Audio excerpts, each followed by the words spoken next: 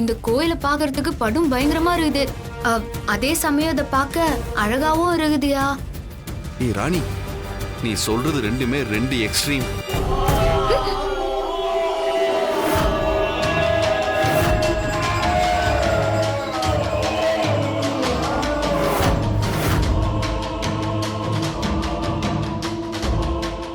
ஐயோ, ரொம்ப பயமா இருக்குதியா. ராணி, நீ ரொம்ப பத்திரமா இருக்க. இந்த மத நேரத்துல பத்திரமா இருக்கிறது உன் வயித்துல இருக்க பாப்பாக்கு நல்லதில்ல. பாப்பா, நீ ஒன்னும் பயப்படாத. அம்மாவும் அப்பாவும் ஒரு நல்ல காரியத்துக்காக தான் இம்மா தூரம் உசுர பணிய வச்சு இங்க வந்துக்கிறோம். என்ன ஆனாலும் சரி, உன் அப்பன் தாடிகாரன் இருக்கிறான்ல, அவன் உனக்கும் எனக்கும் ஒன்னும் விட மாட்டான்.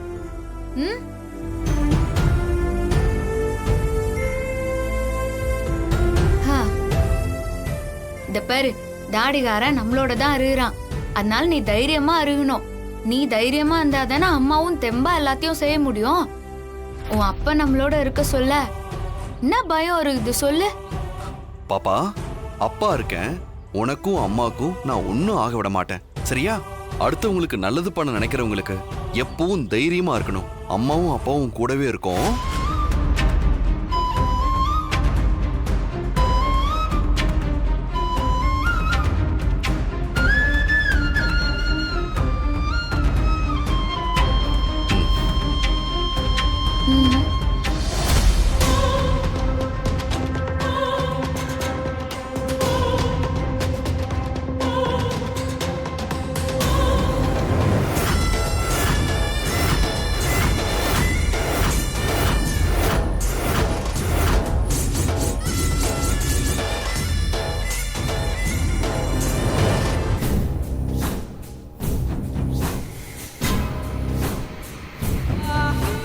சாமி, வணக்கம். தமனா, நாம இப்ப என்ன நினைச்சோமோ அது சரியா நடந்துகிட்டு இருக்கு. என்ன சொல்றீங்க சாமி? ராணியும் சித்தார்த்தும் இப்ப மரணத்தோட விளிம்புல இருக்காங்க. அப்படியா? என்ன சொல்றீங்க சாமி? ஆமா, இதுக்கப்புறம் அவங்களால அந்த கோவிலை விட்டு வெளியில வரவே முடியாது. அடுத்த 3 மணி நேரத்துக்குள்ள அவங்க 2 பேரும் மண்ணோட மண்ணா புதைஞ்சு போயிடுவாங்க.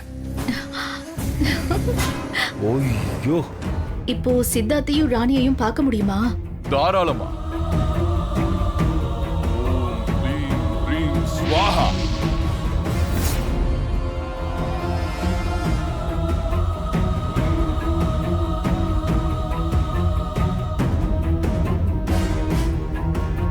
ஓம் க்ளீம் க்ரீம் ஸ்ரீம் க்ரீம் ஸ்வாஹா.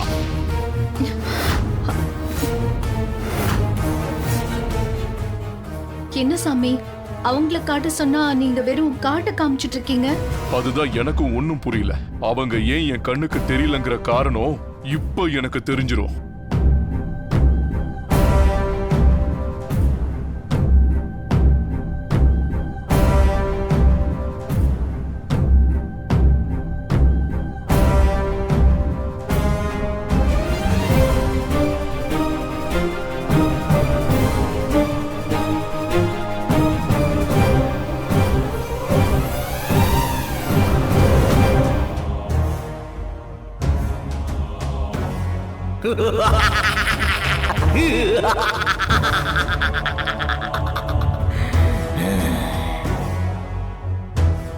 பேய், பிசாசு, துஷ்ட ஆத்மாக்களின் அமானுஷிய கோட்டை அது.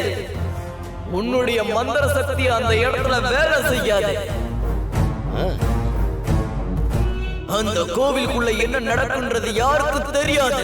அடுத்த 3 மணி நேரத்துல அந்த ராணியும் சித்தார்த்தும் உயிரோட இருக்காங்களா இல்லையான்றது உனக்கு தெரிய வரும். அந்த 3 மணி நேரமும் தெற்கு திசையில இருக்கிற காட்டை மட்டும்தான் காட்டுமே தவிர கல்லடை சம்பாலை இருக்கிற அந்த கோவில உன் கண்ணுக்கு காட்டாது.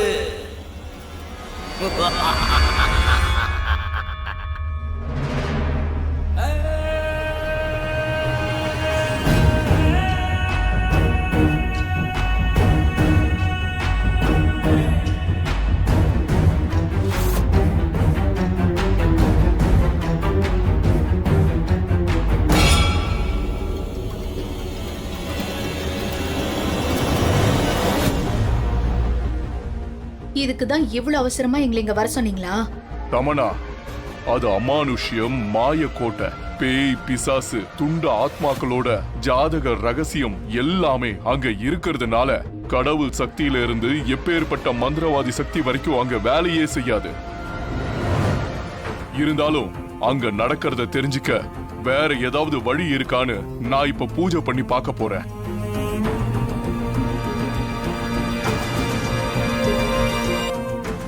என்ன தமன்னா, இதுக்கு மேலே இந்த ஆளை நம்பணுமா? எனக்கு என்னமோ இது வேலைக்கு ஆகாதுன்னு தான் தோணுது. என்ன மனு இப்படி பேசுற? நீயே கேட்டல்ல அந்த குரல் சொன்னத. திரும்பவும் அந்த மாலை இவர் கைக்கு வந்ததை பார்த்ததும் உனக்கே இப்படி ஒரு சந்தேகம்? ஏய், எனக்கு என்னமோ இந்த தடவை அந்த ராணி கண்டிப்பா அழிஞ்சிருவான்னு என்னோட உள் மனசு சொல்லுது. சரி, அதையும் பாப்போம்.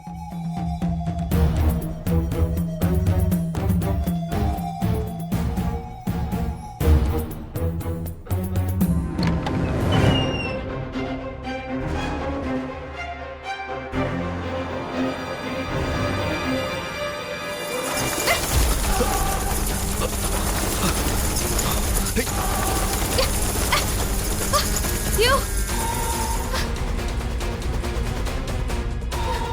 ராணி, நீ ரொம்பவே பயந்து போயிருக்க. இந்த அளவுக்கு பயப்படுறது உடம்புக்கு நல்லதே இல்ல. ஏய், ராணி, நீ பயப்படாத.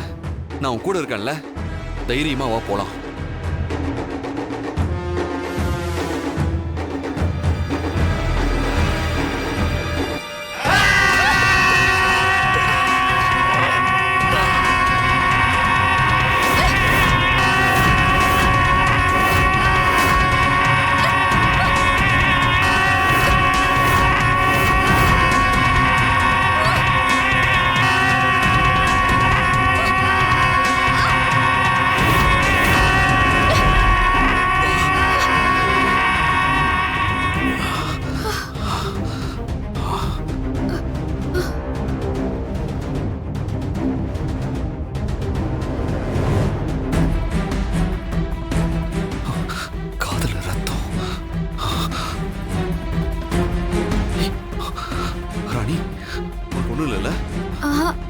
இல்லையா?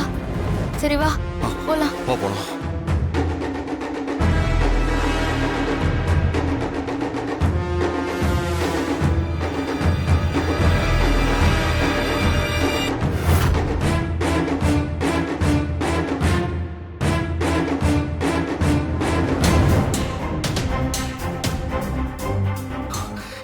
என்ன ராணி, இது இதய மாதிரி இருக்கு இல்ல?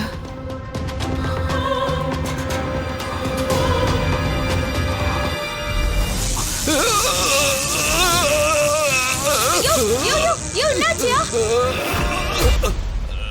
யோ யோ ஐயோ, என்னாச்சுன்னு தெரியலையே.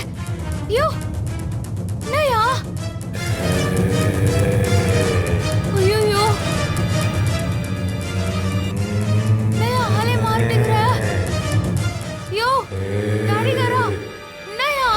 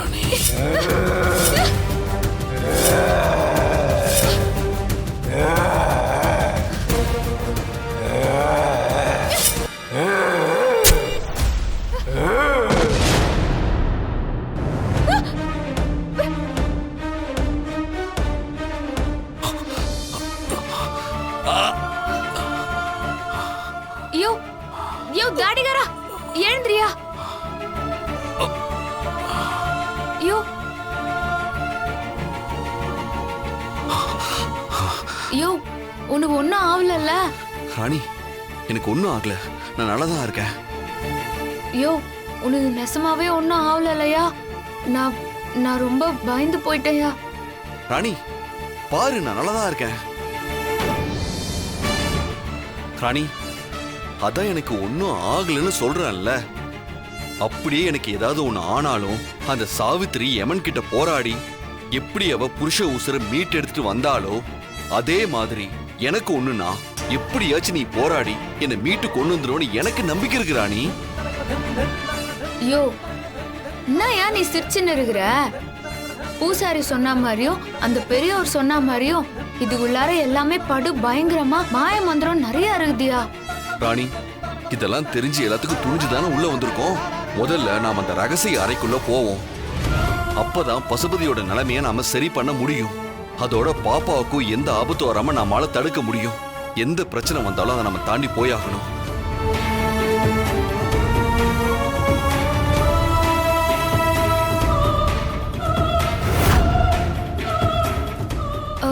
யோ ஆ? அங்க பாரியா. ஒருவேளை அதுதான் அந்த ரகசிய அறையா இருக்குமோ? ஆமாயா, நான் கூட அப்படிதான் நினைக்கிறேன். வாயா. வா.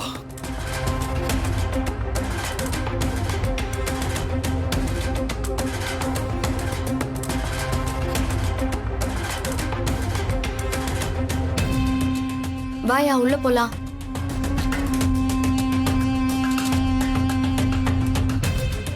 யோ இந்த ரூமே பயங்கர இருட்டா இருக்குதியா. இரு, நான் டார்ச் ஆன் பண்றேன். ஆ?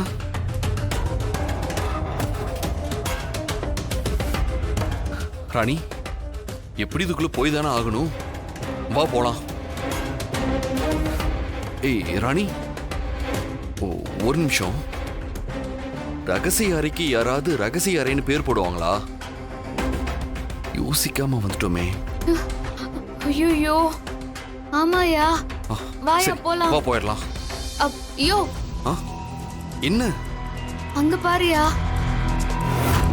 ஏய், ஆமா ராணி. சரி வா அங்க போலாம். வா.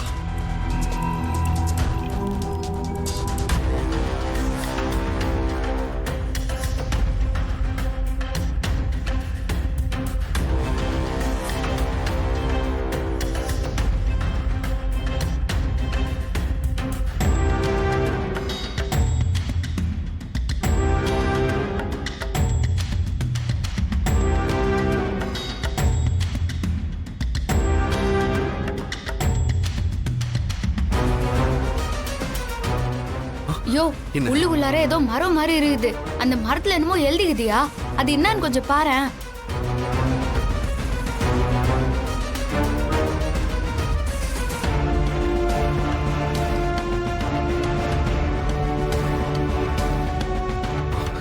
ராணி இங்கிருந்து பார்த்தா அதுல என்ன எழுதிருக்குன்னு தெரியல. இதுக்குள்ள போய் கிட்ட பார்த்தாதான் என்னன்னு தெரியும்.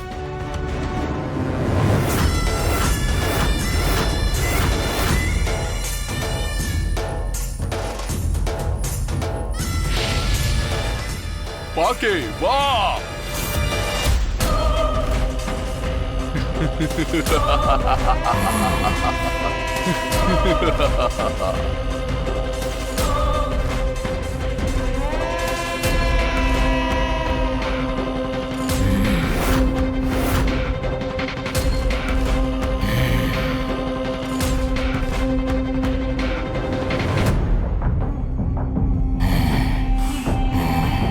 மகாகாளி,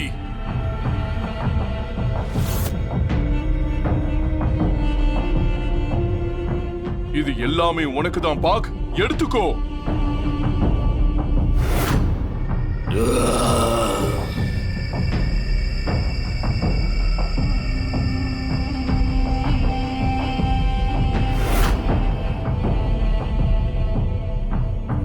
ஓம் கிரீம் ஸ்ரீம் கிரீம் மகாகாளி.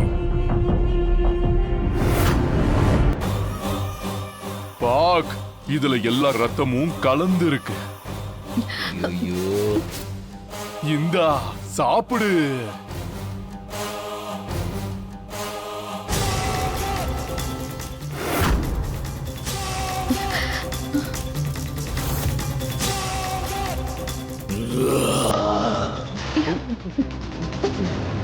ஐயோ இப்ப என்னையா பண்றது?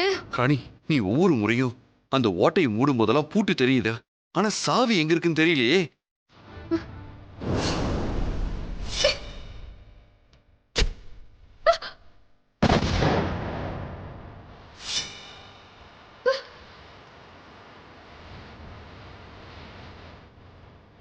என்ன சாவி இது? யோ தாடிகாரா, யோ எழுந்திரியா. யோ அங்க ஒரு இதயம் இருந்துச்சுல, அதுல நான் தெரியாம கத்திய வீசிட்டேன். அது வெடிச்சு அதுக்குள்ளார இருந்து ஒரு சாவி உழுந்துச்சியா. ஓ அப்படியா? அந்த சாவி எங்க இருக்கு? இதோ.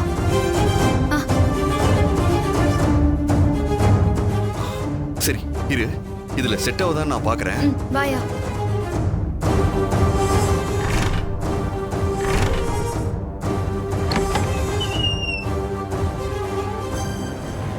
பத்தல, எனக்கு பத்தல, இன்னும் வேணும், இன்னும் வேணும்.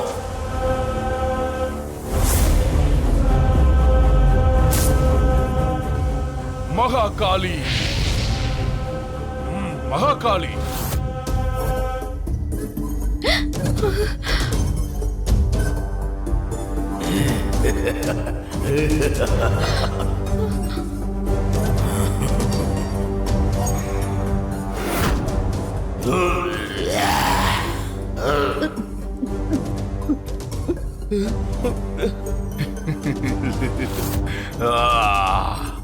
இல்ல, எனக்கு பசியார்ல, இன்னும் வேணும், இன்னும் வேணும். சரி பாக், உனக்கு நான் இப்ப நர மாமிசம் தரேன்.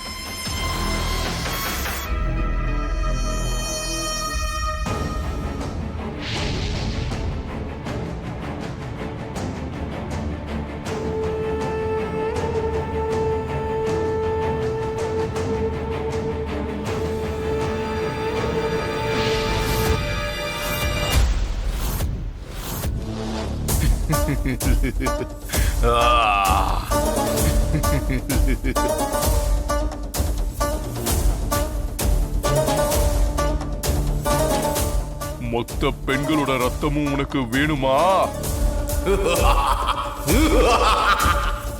உன்னோட பசிக்கு ஒவ்வொருத்தரா இல்ல, அப்படியே எடுத்துக்கோ. இங்க பாருங்க, உங்க கழுத்தை அறுத்துக்கோங்க.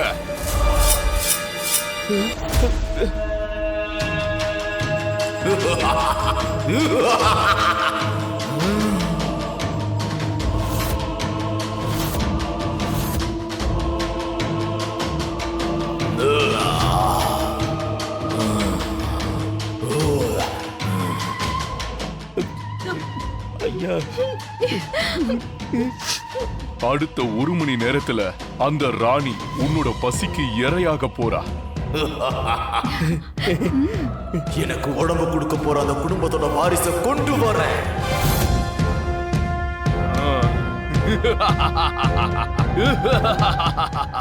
தமன்னா, அந்த 3 பேர் வந்தாங்களே, நல்ல வேளை அந்த லிஸ்ட்ல நீ இல்ல.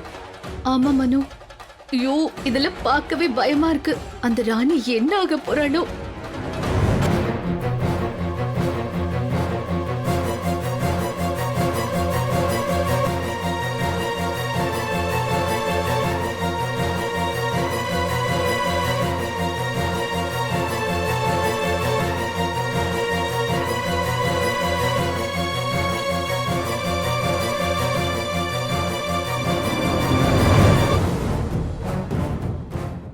யோ அதுல என்ன எழுதிக்குதுன்னு எனக்கு சுத்தமா புரியல.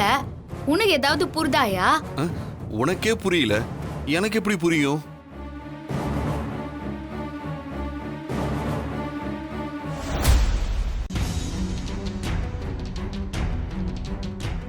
யோ தாடிகாரா, அதுல அப்படி என்னதாயா எழுதிக்குது? நானே இப்பதான் அதை புரிஞ்சுக்கிறேன். இது நான் படிக்கிறேன், கேளு. திடீரென்று ஒரு பிரளயம் ஏற்படும். அப்போது மானுட ஆத்மா ஒன்று கூடு விட்டு கூடு வாழ்வது போன்று தன் உடல் இல்லாமல் வெளியே அலைந்து கொண்டிருக்கும். நீர்நிலைகளில் வாழக்கூடிய பாக் எனப்படும் கொடிய பிசாசு வெளியே அலைந்து கொண்டிருக்கும். அந்த ஆத்மாவின் உடலில் சங்கமித்து விடும். சங்கமித்த அந்த உடலை தன் உடலாக வசப்படுத்த வேண்டும் என்றால் ஊர் எல்லையில் புதைக்கப்பட்ட 3 இடம் இருக்கும். ஆனால் அது புதைக்கப்பட்ட ஒரு இடத்தில் மானுட ஆத்மா மீண்டும் தன் பூத உடலை அடைவதற்கு போராடி கொண்டிருக்கும். இன்னொரு துஷ்ட ஆத்மா அந்த உடலை தன் வசப்படுத்துவதற்காக என்னென்ன வேலைகள் செய்ய முடியுமோ அது அனைத்தையும் செய்ய ஆரம்பிக்கும். யோ அப்பனா இரியா. அது இப்போதான் எனக்கு ஒரு விஷயம் புரியுது. இப்ப நீ படிச்சது எல்லாமே நந்தனுக்குது. பசுபதி உடம்புக்குள்ளார இருக்கிறது அந்த பாகுங்கிற பேய் தான். இப்போதைக்கு பசுபதி உசுரோட இல்ல, கூடு விட்டு கூடு பாயிற மாதிரி அந்த ஆத்மா அழிஞ்சுகிட்டு இருக்குது. அந்த மானோட ஆத்மா மறுபடியும் உசுறு பொழைக்கணும்னா அந்த 3 நாளைக்குள்ளார அதோட உண்மையான உடம்புக்குள்ளார வெளியே அலைஞ்சிருந்து இருக்கிற பசுபதியோட ஆத்மாவை சேர்க்கணும். அம்மா அதை எப்படி சேர்க்கறதுன்னு அதுல போட்டுக்குதான்னு பாரு. இரு படிச்சு பார்க்கறேன்.